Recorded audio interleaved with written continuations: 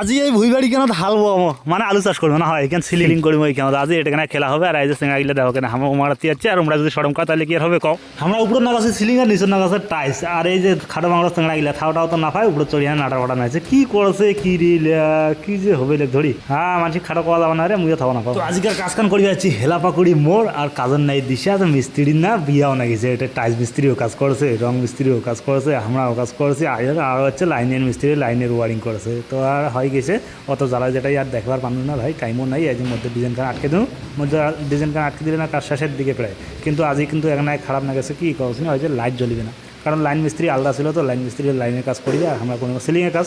আর লাইনের কাজ তো আমার তার বেশি দিয়ে চলে গেছে আর কতদিনে যে আসি লাইট না গাবে আর আমার ভিডিও লাইটটা দেখে পারলো না